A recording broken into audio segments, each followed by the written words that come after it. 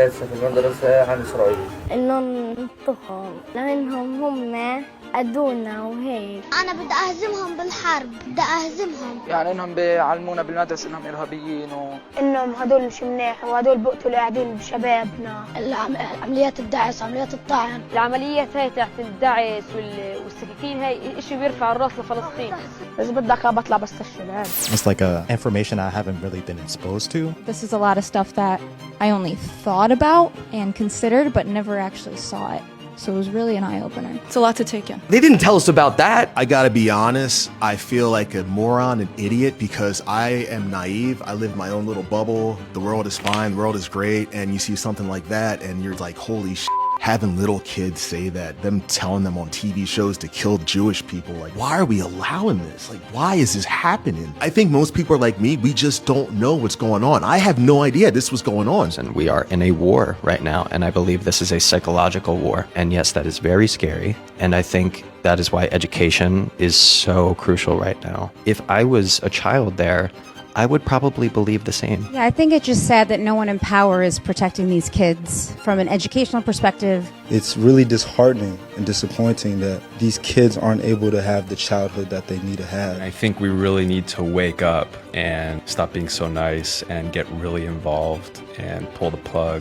أيضا الجهاد. يا رب عز ورباء من دمها صنعت حرية. أنت يا زكريا شو حابب تصير؟ مهندس. مهندس؟ ليش بدك تصير مهندس؟ عشان أفجر اليهود. أنا بقول له يمسك حجر لما يجي اليهود يمسكوه. نطخ اليهود. كلهم؟ كلهم؟ It's scary because they're young kids, but they have so much hate in their eyes. How could you be teaching kids this type of act and just these things that aren't true? It's horrible. The kids are being robbed of not only their innocence, but they're also being robbed of their natural ability just to love life in general. Getting taught from a young age to literally hate your neighbors and to hate the people that are around you. So that's really sad to watch and to see. They're children running around with guns and knives.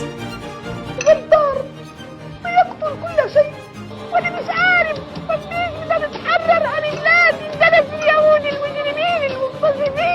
It tears my soul, honestly. They don't know what they're getting into. They're just repeating and keeping a cycle of hate that's going on. It's thankfully so distant from our cultural comprehension that people would be taught on children's shows to kill and murder and kill themselves. And it's important to remember that the U.S. is in the UN and that a lot of our dollars go to the UN and UNRWA, which is American resources, Western resources, UN resources, and money go to schools that actively teach children to hate Jews. What is the UN for? If that's happening, like, this is just straight up anti-Semitic propaganda. I'm sorry, it's just like the same thing we saw 80 years ago. I think if more people knew, we could do something about this. This isn't right. I think watching this video really shook me because now it's real and it's scary. And I think it starts, like everyone's saying, with our children, which I feel really bad for these children in a way. They are not fully developed. They don't know right from wrong and they deserve better. It's really important that these videos are shown to everyone.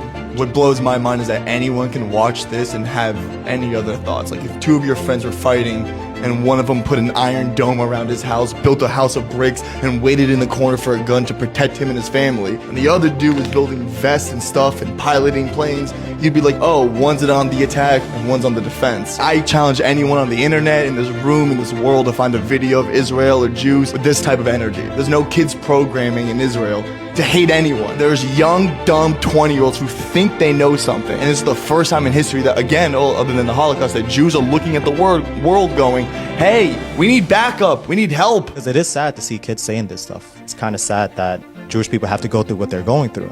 There was this incident where a couple of Jewish kids have to lock themselves inside like a room because they were being chased around by other students because I guess they were Jewish. After the LGBTQ, they're going to come after the black community. They're going to come after the Asian community because they don't like anyone but themselves. They don't even like themselves. They want to kill themselves. This is an experience that I'm going to walk out of this room today, and I don't think my next week is going to be the same as what I thought it was going to be. It's really sad to know that there are things like this that exist in other parts of the country that are literally instilling people just to just to hate from a very early age. I feel like at this moment, all we can do is have faith and have urgency to coming up with solutions. And I think once people like me start knowing, we want to help out because this isn't going to stop with us. Bring awareness. The more people know, we can start doing something. We can talk to the government, ask questions about the UN, like why are they giving money to these people?